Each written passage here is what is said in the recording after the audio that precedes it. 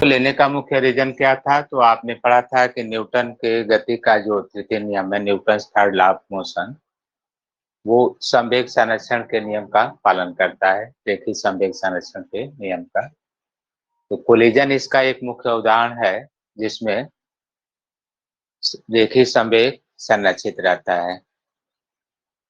तो उसी को हम लेकर आगे बढ़ रहे हैं।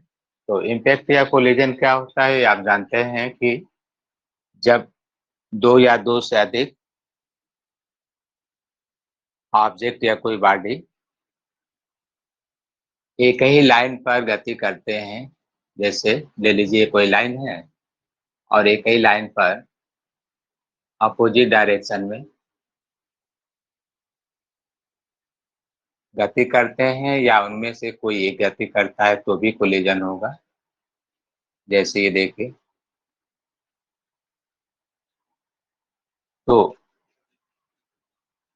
उनमें टक्कर होता है या कोलिजन होता है। तो ये प्रॉब्लम ये है कि कोलिजन को डिफाइन करना है तो पहले नाम नहीं आना चाहिए। ये होता है कि कोलिजन क्या है, तो अब इसी को दूसरा वर्ड लेके देना पड़ता है कि collision is a types of impact.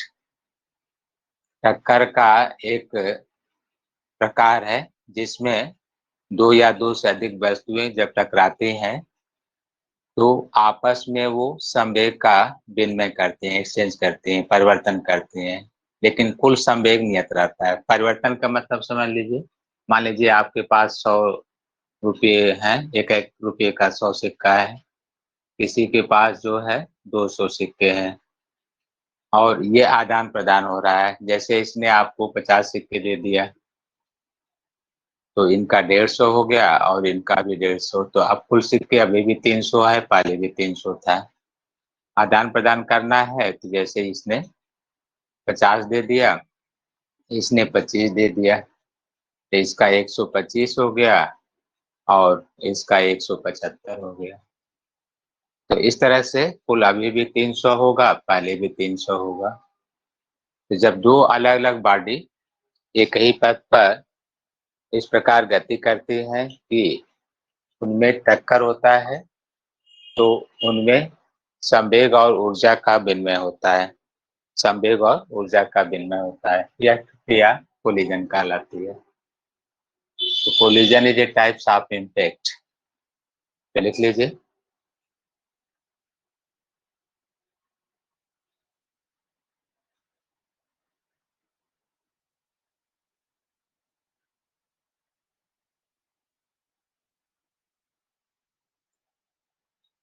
संघट्ट एक प्रकार का टक्कर है। संघट्ट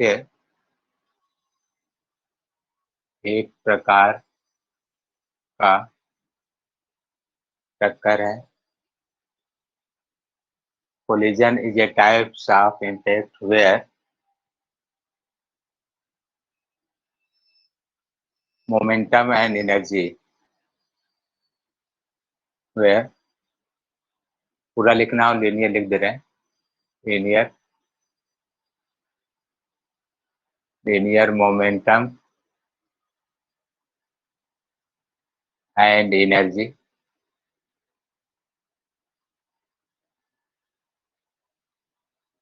ट्रांसफरिंग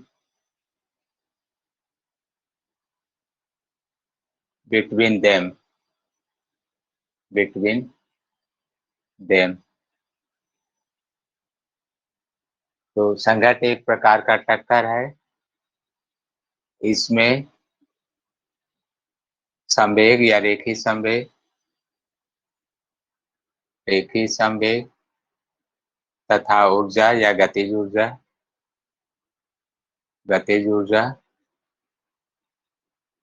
का विनिमय होता है, एक्सचेंज होता है, का विनिमय होता है। एक्सचेंज होता है या स्थानांतरण होता है, गतिज ऊर्जा का विनिमय होता है या स्थानांतरण होता है।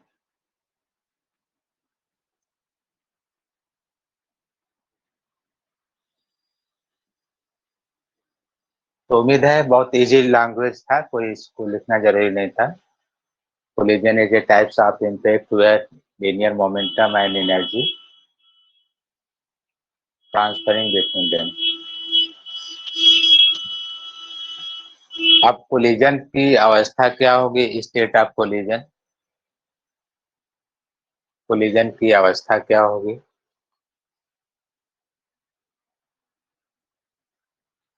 तो लिखिए स्टेट ऑफ कोलिजन या कोलिजन की अवस्था, स्टेट ऑफ कोलिजन, कोलिजन की अवस्था। तो संघट्ट की अवस्था क्या होगी?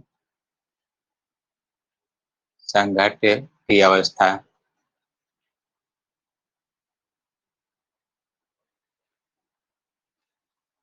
तो यहाँ पर कह सकते हैं कि जो संघट्ट की अवस्था है वो हम लोग दो प्रकार से लेते हैं। There are two types. तो संघट्ट की अवस्था दो प्रकार से ली जाती है, नोट कर लीजिएगा। There are two types. संघट्ट की अवस्था दो प्रकार से ली जाती है। There are two types. तो दो प्रकार से ली जाती है। तो पहला देखिए, सीधा संघट्ट या डायरेक्ट इम्पैक्ट, सीधा टक्कर, डायरेक्ट इम्पैक्ट या सीधा टक्कर, सीधा टक्कर। एक ही पथ पर अगर दो वस्तु गति कर रहे हो विपरीत दिशा में या एक दिशा में चल रहे हो तो उनकी चाल असमान हो और पीछे वाली ऑब्जेक्ट की चाल ज्यादा हो तो सीधा टक्कर होगा, डायरेक्ट इम्पैक्ट। और दूसरा क्या है? ऑब्लिक या तिर्यक,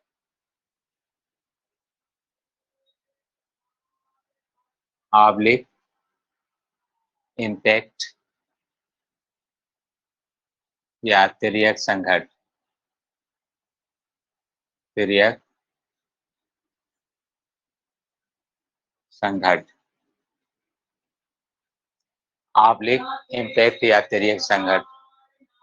इसमें क्या होता है कि जैसे आपने देखा होगा कैरम बोर्ड अगर आप खेलते हैं तो उसमें एक जो मेन गोटी होती है वो अन्य गोटियों को इस प्रकार हिट करती है कि वो तिरछा भी टकरा कर एक से अधिक गोलियों को अलग अलग एक से अधिक जो है अ, बाल या बाल क्या कह सकते हैं, उसमें गोटी ही हम लोग बोलते हैं, उनको अलग अलग दिशाओं में या एक निश्चित दिशा में भी भेज सकती है। तो उसमें ज्यादातर जो है कोलिजन तिर्यक भी ले लिया जाता है। डैशबोर्ड पर जो बोर्ड बना रहता है आप हिट करते हैं तो सामने से टकरा कर फिर दूसरी तरफ जाकर टक्कर ले लेता है। इसी तरह से शायद स्कूनर या कौन सा एक खेल होता है जिसमें एक स्टिक से बाल को हिट करते हैं और एक बाल को हिट करते हैं तो कई बाल को वो टकरा कर अलग अलग दिशाओं में भी भेज देता है।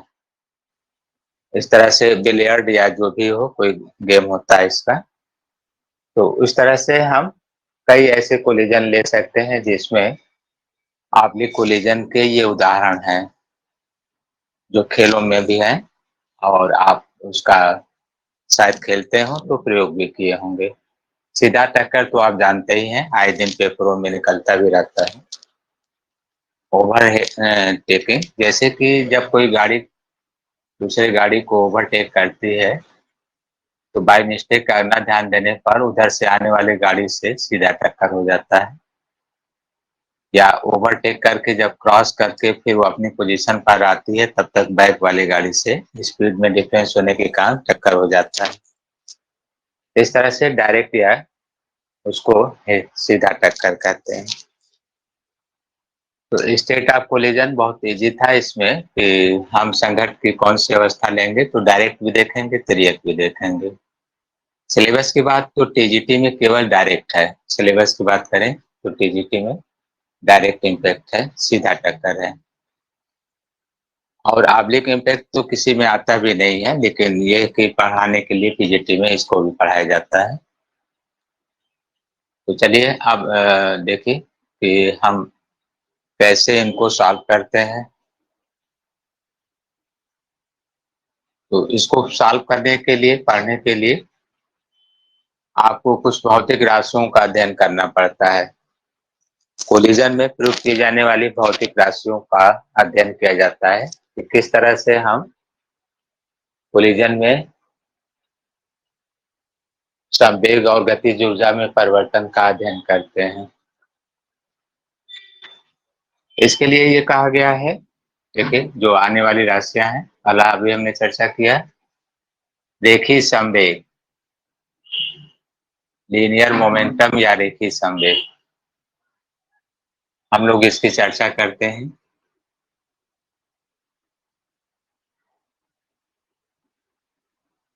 दूसरा गतिज ऊर्जा की चर्चा करते हैं, काइनेटिक एनर्जी।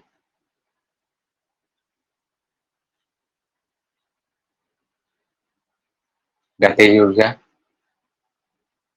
और तीसरा जो है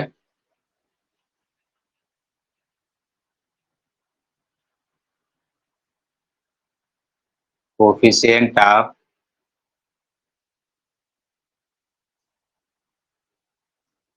रेस्टिट्यूशन। तीसरा जो हम चर्चा करते हैं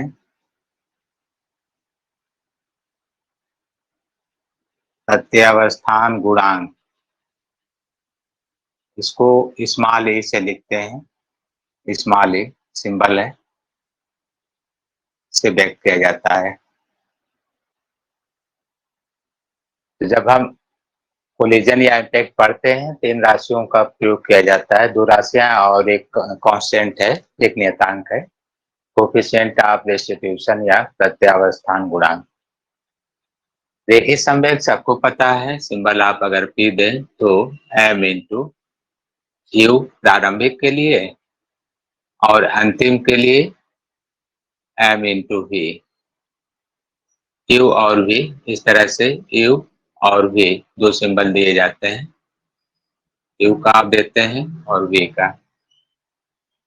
अगर एक से अधिक कण है तो m1 u1 m2 u2 और अंतिम के लिए m1 v1 m2 v2, एक से अधिक कण के।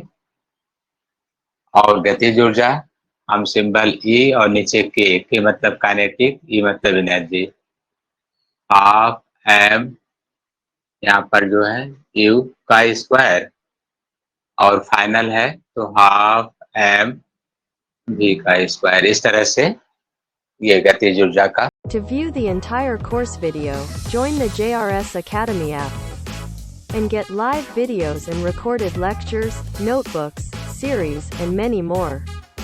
Take pride in your preparation. Please like and subscribe and press the bell icon for the next video.